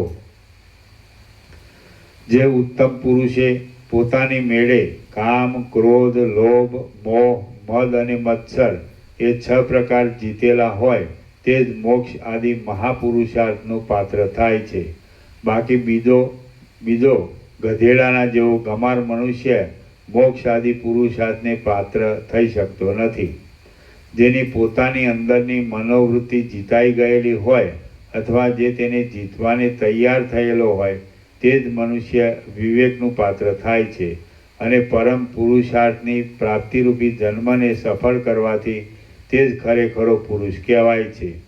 સમુદ્રમાં ફેંકાયેલા પથ્થરની પેઠે જે ભાવો તમારી અંદર પ્રવેશ કરવા માંડે તે ભાવોથી હું એવો કાંઈ પદાર્થ જ નથી એવી ભાવના કરી આત્મા કે જે આકાશના જેવો અસંગ છે તેને ઓળખી તમે તે ભાવોથી સાક્ષી રૂપે અળગા રહો અને તમે હું એવો કાંઈ પદાર્થ જ નથી એમ જાણી લઈ બધે ઠેકાણે ભરપૂર એક ચિદાત્મા જ છે એમ યુક્તિપૂર્વક જાણતા છતાં અને એ આત્મસુખનો અનુભવ કરતા છતાં મૂંઝાતા નથી. તત્વદ્રષ્ટિથી અને યુક્તિથી વિચાર કરતા સુવર્ણમાં કલ્પેલા હાર કુંડળ વગેરે ભાવની પેઠે અધિષ્ઠાન ચૈતન્યમાં કલ્પાયેલું આ સર્વ દ્રશ્ય કેવળ ભ્રાંતિ વિના બીજી રીતે છે જ નહીં. અને તે ભ્રાંતિ જો તમે સંકલ્પનો નાશ કરી દઈ દ્રશ્યને સાવ ભૂલી જાઓ તો જ જતી રહેશે.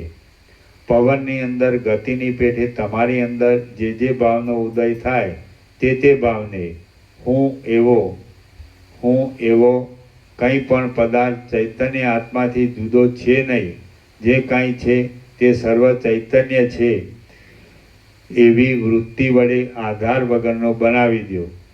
લોભ, લજ્જા, મદ અને મોહને ઉપર બતાવ્યા પ્રમાણે અહંકારના અભાવ વડે જેણે જીતેલ નથી તેઓ સંયમ વિનાનો પુરુષ અધ્યાત્મશાસ્ત્રનો અધિકારી ન હોવાથી તેનામાં નાસ્તિકતા અને સ્વચ્છંદ આદિ અનર્થ ઉત્પન્ન થાય છે. એટલે આ વેદાંત શાસ્ત્રમાં તે શા માટે પ્રવૃત્તિ કરે? પવનમાં ગતિની પેઠે તમારામાં જે અહમભાવનો ઉદય થાય છે તે જેમ પવનની ગતિ પવનથી જુદી સત્તાવાળી નથી તે રીતે તમે કે જે પરમાત્મા રૂપ છો તેનાથી જુદી સત્તાવાળો નથી. જેમ માળામાં ભ્રાંતિ વડે કલ્પાયેલો સર્પ આદિ ભયંકર પદાર્થ પણ જ્ઞાન થતાં તે માળામાં લીન થઈ જઈ માળા રૂપે કંઠમાં ધારણ કરવાથી બહુ શોભે તે જ પ્રમાણે આ સૃષ્ટિ કે જે ભ્રાંતિ વડે પરમાત્મામાં કલ્પાયેલી છે તે જ્ઞાન થતાં કુટસ્થ અદ્વિતીય અને કેવળ ચૈતન્ય પરમાત્મામાં પોતાના નામ રૂપવાળી સૃષ્ટિ સ્વરૂપથી રહિત થઈ ચેતન રૂપે લય પામી જાય તો બહુ જ શોભે. પરમાત્મા તો કોઈ દિવસ પ્રકટ પણ થતા નથી તેમજ નાશ પણ પામતા નથી અને એ પરમાત્મા સિવાય બીજું કાંઈ છે જ નહીં. તો પછી તેમાં જગતની ઉત્પત્તિ કે જગતનો નાશ તો ક્યાંથી જ હોય? અહંકાર આદિ જ્ઞાન વડે શાંત થઈ જતા જીવ ભાવ જતો રહેવાથી પૂર્ણ શાંત આનંદમય અને દ્રષ્ટાદર્શન દ્રશ્યરૂપી ત્રિપુટીથી રહિત શુદ્ધ જીવ ચૈતન્ય પૂર્ણતાવાળા શાંત આનંદમય તેમજ દ્રષ્ટા દર્શન દ્રશ્યરૂપી ત્રિપુટીથી રહિત શુદ્ધ બ્રહ્મ ચૈતન્ય રૂપી પોતાના સ્વાભાવિક સ્વરૂપમાં એક રસ રૂપે થઈ રહે છે અને તે ખરેખરી વસ્તુગતિ જ તત્વબોધ વડે અનુભવવામાં આવે છે. તેમાં અહંકાર કે જેમાં દ્રષ્ટાપણું કલ્પવામાં આવે છે તે પણ નથી. જગત કે જે દ્રશ્ય રૂપે નજરે પડે છે તે પણ નથી અને બુદ્ધિ કે જે દ્રષ્ટાને દ્રશ્ય સાથે સંબંધ કરવામાં મુખ્ય સાધન રૂપ છે તે પણ નથી. જેમ રાત્રિથી રહિત સૂર્યનારાયણમાં રાત્રિને દૂર કરવાનું ફળ કલ્પવામાં આવે છે તેમ બ્રહ્મ કે જેમાં અદ્વૈતપણાને લીધે જુદો મોક્ષ એવો ભાવ સંભવતો નથી. તેમાં જ્ઞાન વડે મોક્ષરૂપી ફળની કલ્પના કરવામાં આવે છે તથા સ્વભાવે જે આત્મા શાંત છે તેમાં જ્ઞાન વડે શાંતપણું થવારૂપી ફળ કલ્પાયેલ છે અને જે સદા નિરતિશય આનંદરૂપ છે તેમાં જ્ઞાન વડે આનંદ પ્રાપ્તિરૂપી ફળની કલ્પના કરાય છે.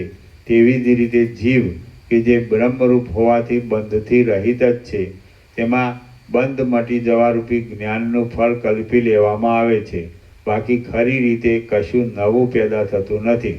માત્ર વસ્તુગતિ છે તે જ જ્ઞાન વડે સારી રીતે અનુભવાય છે, અથવા તો એ પરબ્રહ્મ પોતે જ આકાશ આદિ પદાર્થ માત્રથી સત્તાથી રહિત છે, તો પછી તેમાં બીજી કલ્પના તો ક્યાંથી જ ઘટે?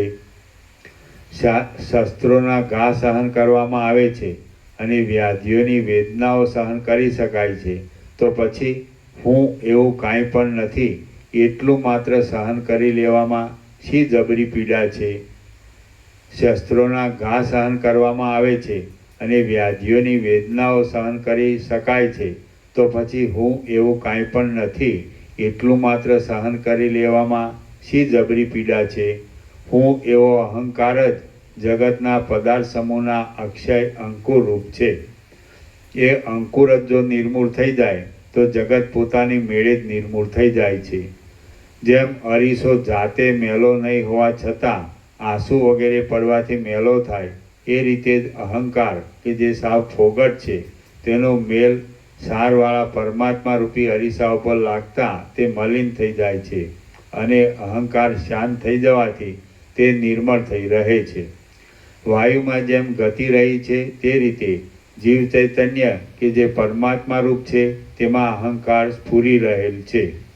એ અહંકાર શાંત થઈ જાય તો એ શુદ્ધ જીવ ચૈતન્ય ન વર્ણવાય તેવો દ્રશ્યના આભાસથી રહિત, અનંત, જન્મરહિત અને નાશથી પણ રહિત એક પરમ આકાશ રૂપ થઈ રહે છે. જેમ પાસે રહેલો પદાર્થ અરીસામાં પ્રતિબિંબિત થઈ રહે તે રીતે અહંકાર જ શુદ્ધ ચૈતન્યમાં પ્રતિબિંબ રૂપે થઈ રહેલ છે. એ અહંકાર રૂપ પ્રતિબિંબ શાંત થઈ ગયાથી તે શુદ્ધ ચૈતન્ય દ્રશ્યના આભાસથી રહિત, અનંત, જન્મનાશ આદિ વિકારથી રહિત એક આકાશ રૂપ થઈ રહે છે. અહંકાર રૂપી મેઘનું વાદળું ગળી જવાથી અતિ નિર્મળ થઈ ગયેલા પરમાર્થ રૂપી શરદ ઋતુનું આકાશ સ્વચ્છ થતાની સાથે જ ખૂબ સુંદર શોભે છે.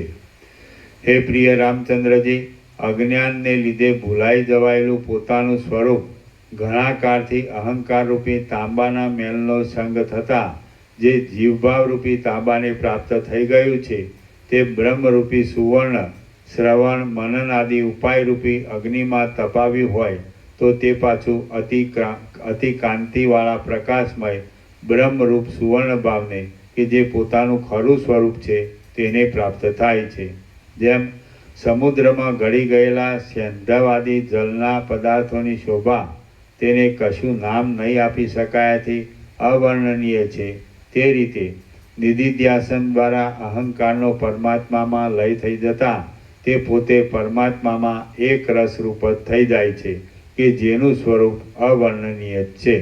જેમ સમુદ્ર આદિનું જળ તરંગ આદિ વિકારો શાંત થઈ જતા પોતાના વાસ્તવિક સ્વરૂપમાં રહેલ હોય ત્યારે શાંત જેવું લાગે છે અને કેમ જાણે તેમાં તરંગ આદિ ભાવો બીજ રૂપે રહેલા જ હોય, તે રીતે તરંગ સમુદ્ર આદિ પદથી કહેવામાં આવે છે. બાકી જો તેના ખરા જળ સ્વરૂપે જોઈએ તો તેમાં તરંગ સમુદ્ર આદિ પદનો વ્યવહાર કલ્પિત જ જણાય છે. તે રીતે અહંકારમાં પ્રતિબિંબવાળું થયેલ ચૈતન્ય તત્વ કે જે ખરા સ્વરૂપે વાણીથી બતાવાય તેમ નથી, તે જ્ઞાન વડે અહંકાર રૂપી અલ્પભાવ ટળી જતા અપરિમેયપણું, એની ટિપ્પણી, પરિમાણમાં માપમાં ન આવી શકે તેવી સ્થિતિ, તે જ્ઞાન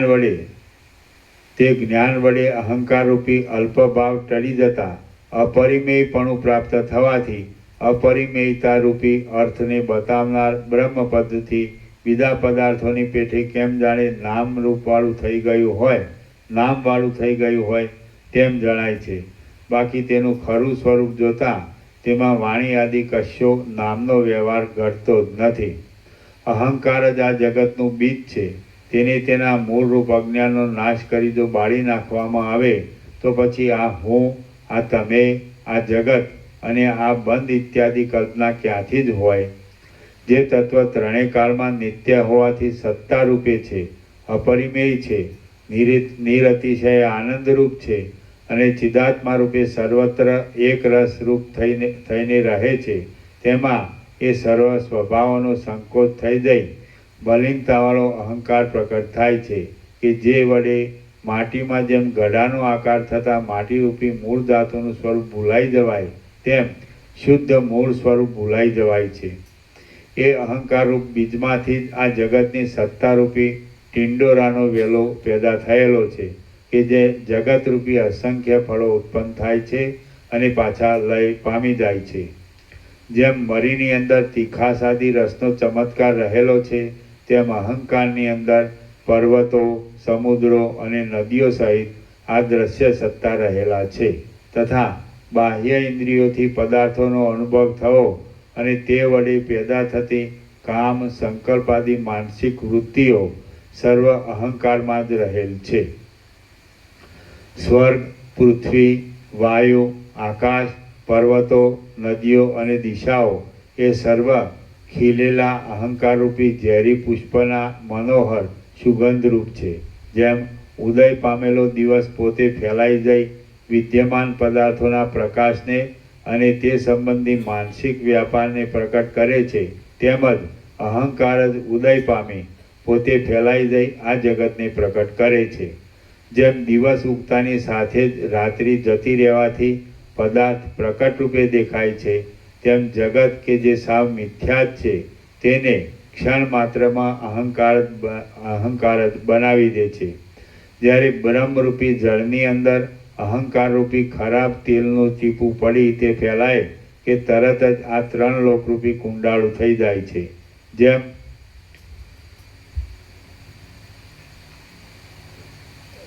જેમ કમળા આદિ દોષથી દૂષિત થયેલી આંખ શંખ, છીપ આદિ ધોળા પદાર્થોમાં પીળાપણાને દેખે છે કે જે સાવ અસત્ય છે તેવી જ રીતે અહંકાર પોતે ઉદય પામતા જ આ જગત કે જે સાવ અસત્ય છે તેને સત્ય રૂપે સારી રીતે અનુભવે છે અને માત્ર એક પળવારમાં જ જ્ઞાન વડે જગતનો લય થતાં તેનો અનુભવ પણ થતો બંધ પડે છે.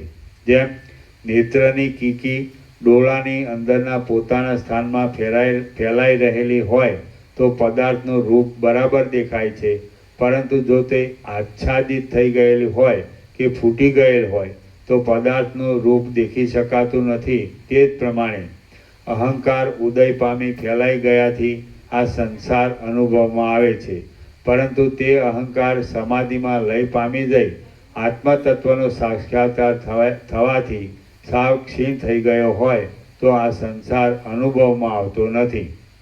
પોતાના શાશ્વત નિત્ય સ્વરૂપના જ્ઞાન વડે અહંકારનો અંશ સમૂળગો નાશ પામતા આ સઘળી સંસારરૂપી ઝાંઝવાના જળની ભ્રાંતિ સાવ શાંત થઈ જાય છે. સ્વયં પ્રકાશ અને ચૈતન્યરૂપ પોતાના આત્માની ભાવના કરવાથી એટલે એકમાત્ર આત્માકાર જ વૃત્તિ રાખવાથી સિદ્ધ થનાર આત્મતત્વની પ્રાપ્તિરૂપ ઉત્તમ વસ્તુ કે જે પ્રથમથી જ હોવા છતાં માત્ર અજ્ઞાનને લીધે જ ભૂલી જવાયેલી છે તેમાં તમે પોતાની મેળે જ ખેદ તેમજ ભ્રમણા એમાંનું કંઈ પણ કરશો નહીં. હે નિષ્પાપ રામચંદ્રજી, કેવળ પોતાના પુરુષાર્થથી જ સિદ્ધ થનારા અને બીજા સહાય આદિ સાધનોની અપેક્ષા વિના બની શકે તેવા નિરહંકારપણા વિના તમારે માટે હું બીજું કશું કલ્યાણ દેખતો નથી.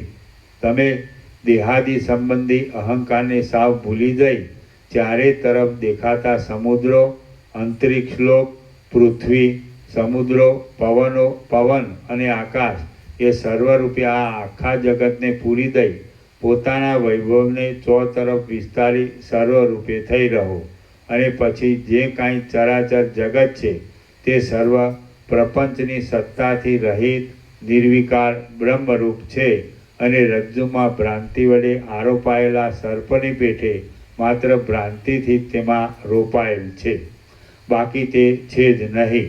એમ જ્ઞાન વડે સર્વનો બાદ કરી દઈ અંતઃકરણ, ઇન્દ્રિયો, તેના રાગદ્વેષાદી દોષો અને કલ્પનાઓ એ સર્વથી પણ રહિત થઈ જાય સ્વસ્થ, શાંત અને શોકથી રહિત શુદ્ધ આત્મરૂપે થઈ રહો.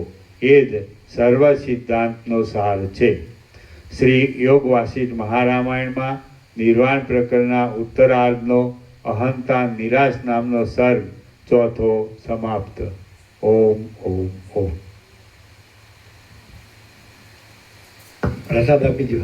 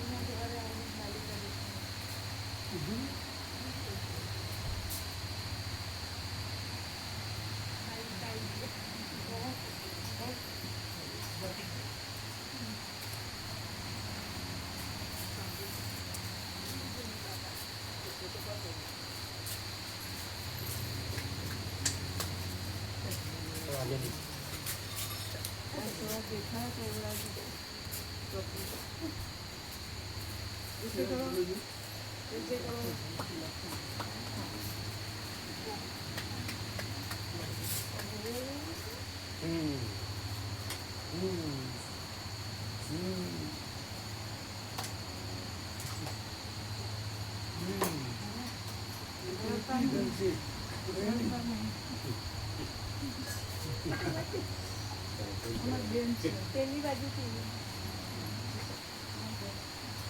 તમારે બેન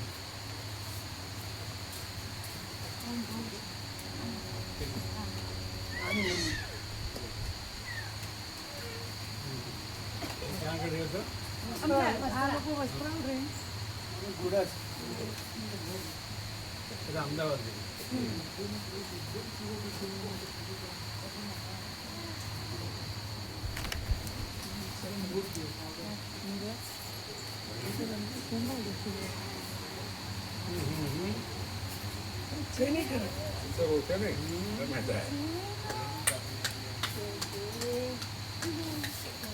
ઈચ્છા તો કઈનું આવું તું ઈચ્છો જોઈએ તો કે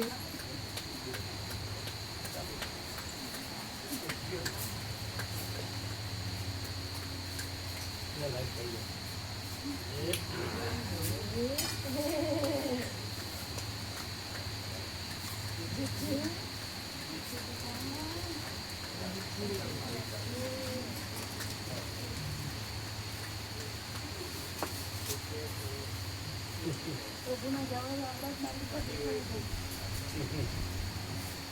દેખાય તો પ્રભુનો અવાજ આવડો બંધ કરી એવું પાર્ટી વિડીયોમાં સાઈડમાં ઉપર એટલે વિડીયો આવે હા તમે સાઈડમાં ઉભો રહો. આમ જો જજે આમ જો એ તો જશે બધા પડશે અહીંયા બેસાડો એટલે ફોટો પાડે. જરાક ફોટો લેવો. એમનું મોબાઈલ લ્યો. પૂજા મૂકે આ રહ્યો એમનું આ રહ્યો. પૂજા કોનું છે? આમ આ એમનું લ્યો. એનું બચ્ચું બેસો. ઓ બા નાના પાછળ જો. ચિચારી સાઈડમાં રહો. બોલાવો એને બોલાવો. હા, બસ વિડીયો આવે. પૂજા પૂજા સ્વામી જા હવે લઈ ગયો. જોયું.